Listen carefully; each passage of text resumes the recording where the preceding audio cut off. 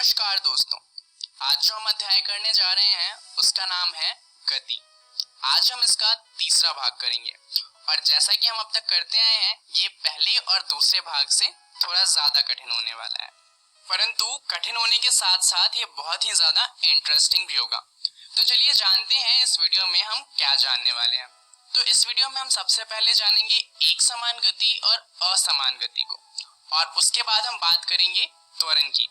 शुरुआत करते हैं एक समान गति और असमान गति से।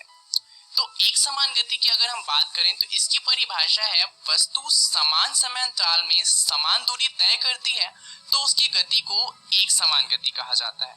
यानी कि इसमें क्या होगा कि जो हमारा गति होगा वो स्थिर होगा, मतलब कि गति बदलेगा नहीं। कोई चीज अगर एक ही रफ्तार से चले जा रही है तो उसे ही कहा जाता है एक समान गति। उदाहरण के लिए हमारा सोलर सिस्टम। अब इसमें होता क्या है, जैसे कि जितनी भी ग्रह हैं वो सूर्य के आसपास घूमती हैं।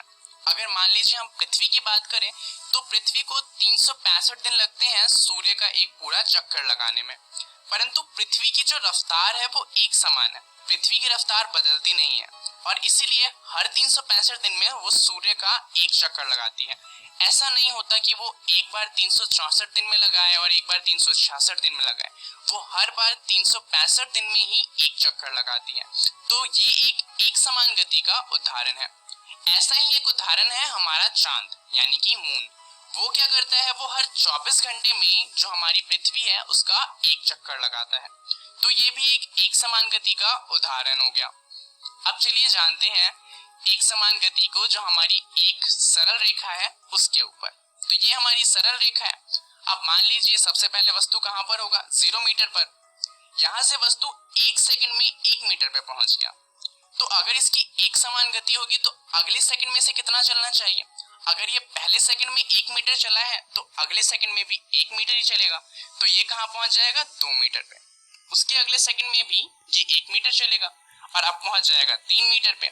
3 सेकंड में 3 मीटर पहुंचा है तो 4 सेकंड में 4 मीटर पहुंचेगा और इसी तरीके से इसकी स्पीड हमेशा समान रहेगी। तो हम यहाँ पर अंदाजा लगा सकते हैं कि 100 सेकंड बाद ये कहाँ पहुंच जाएगा, 100 मीटर पे।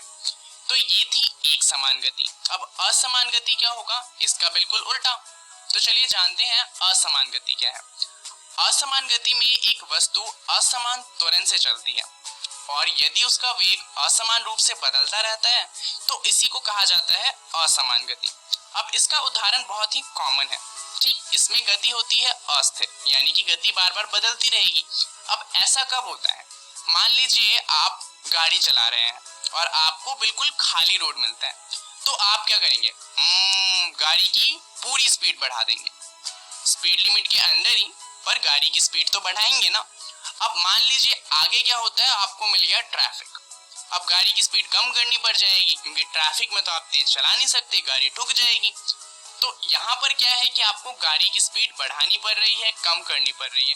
जब ट्रैफिक कम होगा तो आप कार की स्पीड तेज कर लेंगे, ट्रैफिक ज्यादा होगा तो कम कर लेंगे। तो यहाँ पर गति अस्थिर रहती है। तो इस तरह की जो गति होती है जहाँ पर बार बार गति बदलती रहती है उसे ही कहा जाता है असमान गति। चलिए एक बार इसे सरल रेखा पर भी देख लेते हैं। तो सरल रेखा पर क्या होगा कि जो हमारी, मान लीजिए ऑब्जेक्ट कहाँ पर है, 0 मीटर पे। अब यहाँ पर ये पहले सेकंड में जाता है 2 मीटर, तो पहले सेकंड में कितना ट्रेवल किया, 2 मीटर का। अगले सेकंड में ये आधा मीटर चलता है और उसके अगले सेकंड में ये बहुत आगे चला जाता है 8 मीटर पे। तो ये एक उदाहरण हो जाएगा असमान गति का, क्योंकि यहाँ आप देख सकते हैं कि समय जो है वो समान है। तीनों बार में 1 सेकंड का समय लगा है, परंतु पहली बार में जो दूरी तय हुई है वो है 2 मीटर, दूसरी बार में जो दूरी तय हुई है वो है आधा मीटर और तीसरी बार में जो दूरी तय हुई है वो तो बहुत ज्यादा है। तो आपको एक समान गति और असमान गति समझ आ गया। अब चलिए अगर समझ आ गया है तो इसी बात पर एक प्रश्न देखते हैं।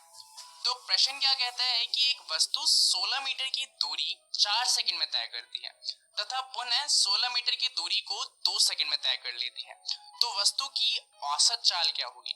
अब यहाँ पर आपसे पूछा है औसत चाल। औसत चाल का जो सूत्र था वो आपने क्या पढ़ा था, कुल दूरी अपॉन में कुल समय। तो यहाँ पर पहले देख लेते हैं कि दूरी कितनी है और समय कितना है। तो पहले दूरी थी 16 मीटर और समय कितना लगा था, 4 सेकंड का। अगली बार दूरी कितनी थी 16 मीटर, पर इस बार हमने स्पीड शायद बढ़ा दी, इसी वजह से हमें टाइम कम लगा 2 सेकंड का। तो यहाँ पर चलिए देखते हैं कि दूरी कुल कितनी हो जाएगी 32 मीटर और समय कुल हो जाएगा 6 सेकंड। अब हमें कुछ नहीं करना, सिर्फ फॉर्मूला लगा देना है। VAV यहाँ पर क्या है कि हमें एवरेज निकालना है, यानी कि औसत निकालना है, इसलिए हमने इसे लिखा है VAV। V का मतलब होता है हमारी चाल और AB दर्शाता है कि हम औसत चाल निकाल रहे हैं। इसका फॉर्मूला है कुल दूरी अपॉन में कुल समय। कुल दूरी हमारी है 32 मीटर, कुल समय है 6 सेकंड, तो क्या हो जाएगा 32 मीटर अपॉन में 6 सेकंड। यहाँ आप देख सकते हैं जो हमारी दूरी है वो मीटर में है और समय सेकंड में, तो इसका यूनिट क्या बनेगा मीटर पर सेकंड, और यूनिट लिखना नहीं भूलना क्योंकि नंबर कट जाते हैं। तो यहाँ पर हमारा उत्तर क्या आ जाएगा 5.33 मीटर पर सेकंड, और ये हमारा सही उत्तर होगा। चलिए देखते हैं अब त्वरण को कि आखिर त्वरण क्या होता है। दरअसल अब तक जो हम पढ़ रहे थे त्वरण इसी के बारे में सब है। त्वरण को हम ए से बताते हैं, और क्योंकि ये एक सदिश मात्रक है इसलिए इसके ऊपर एक एरो लगाया जाता है। अब त्वरण सिर्फ असमान गति में होता है, तो यानी कि वेग में परिवर्तन होगा उसके अंदर त्वरण होगा, क्योंकि असमान गति में तो वेग हमेशा बदलती रहती है। तो यहाँ पर हम उसी की बात करेंगे कि मान लीजिए पहले आपके पास था एक खाली रास्ता और आपने गति को बढ़ा दी, और उसके बाद आपको मिला ट्रैफिक और आपने गति को धीमी कर दी।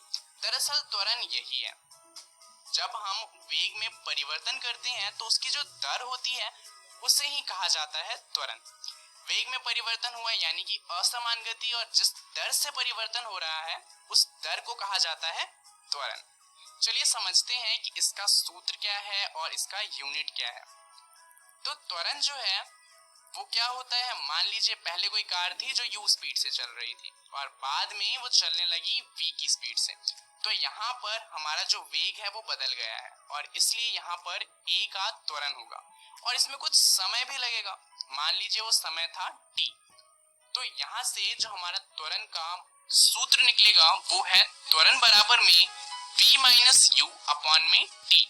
अब v क्या है, यहाँ पर v है हमारा अंतिम वेग जो बाद में हमारे कार की स्पीड हो गई थी, यानी कि जो बाद में हमारे कार की गति थी। u क्या है यहाँ पर, वो है प्रारंभिक वेग, यानी कि कार की शुरुआत में गति कितनी थी, और जो t है वो जो पूरा चेंज हुआ है उसमें कितना समय लगा है उसको दर्शाता है। तो हमारे त्वरण का फॉर्मूला क्या हुआ, त्वरण का सूत्र हो गया जो हमारा वेग है अंतिम वेग माइनस में प्रारंभिक वेग अपॉन में टाइम। तो आपको त्वरण का सूत्र समझ आ गया होगा। अब चलिए ये सवाल देख लेते हैं कि आखिर त्वरण जो है वो एक सदिश मात्रक क्यों है। तो यहाँ पर आप देख सकते हैं कि जो हमारा v है वो एक सदिश मात्रक है और u भी हमारा सदिश मात्रक है। तो टाइम सदिश हो या ना हो इससे कोई फर्क नहीं पड़ता। अगर एक सूत्र में एक भी ऐसा मात्रक है जो सदिश हो तो जो हमारा पूरा मात्रक होता है उसे हम सदिश कह सकते हैं। यहाँ पर तो दो दो वैल्यू सदिश हैं, इसलिए हमारा जो a होगा वो एक सदिश मात्रक बन जाएगा। चलिए अब समझते हैं कि इसकी यूनिट क्या है। तो यहाँ पर आप देखेंगे कि जो ऊपर वैल्यू लिखी है यानी कि अंतिम वेग और प्रारंभिक वेग, उन दोनों की यूनिट क्या है मीटर पर सेकंड, और टाइम की यूनिट क्या होती है सेकंड। तो मीटर पर सेकंड अपॉन में फिर से सेकंड आ गया, तो यहाँ पर 2 सेकंड हो जाएंगे और इसकी यूनिट बन जाएगी मीटर पर सेकंड स्क्वायर। अब यहाँ पर चलिए एक सवाल को देख लेते हैं।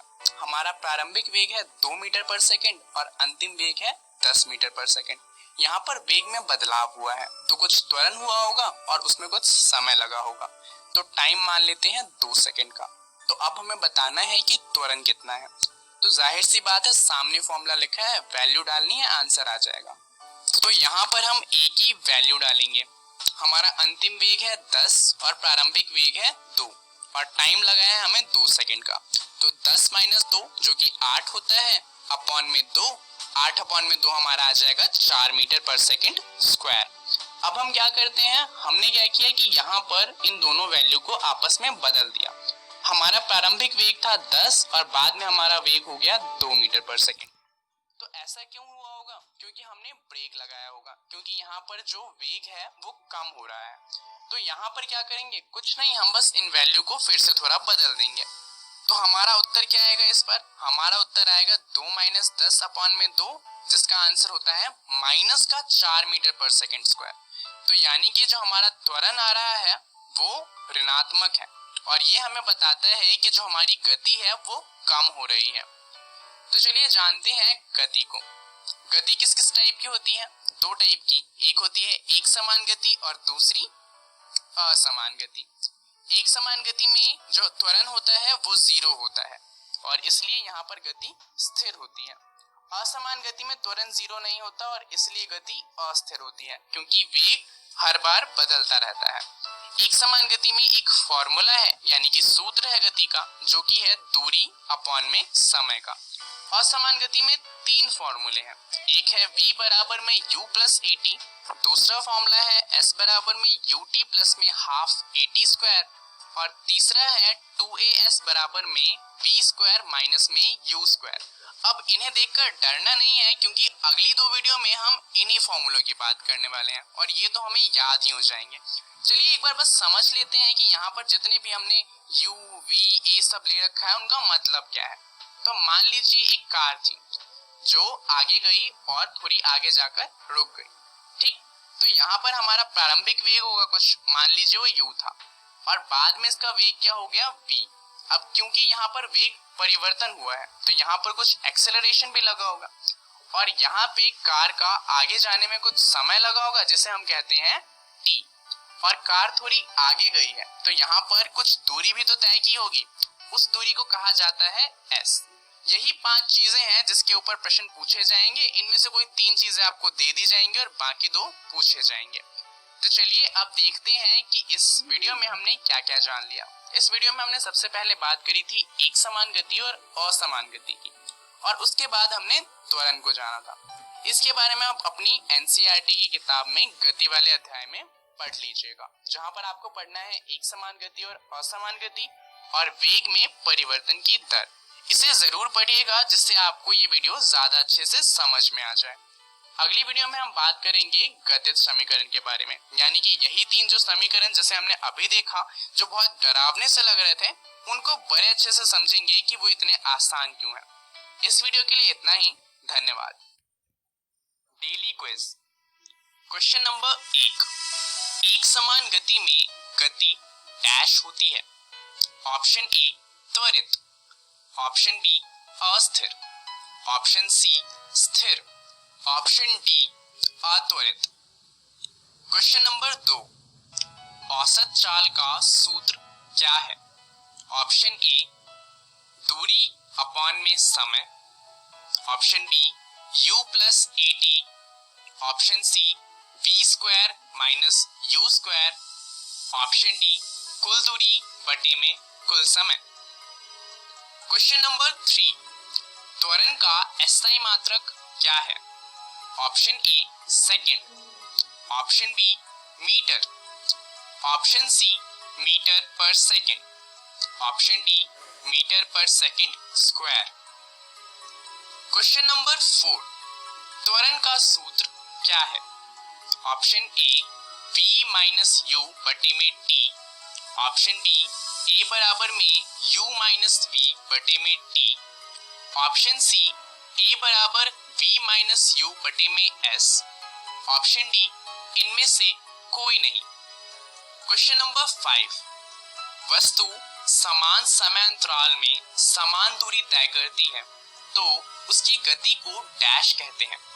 ए अस्थिर गति, बी एक समान गति, सी असमान गति, डी इनमें से कोई नहीं। सही उत्तर क्वेश्चन नंबर 1 सी, 2 डी, 3 डी, 4 ए, 5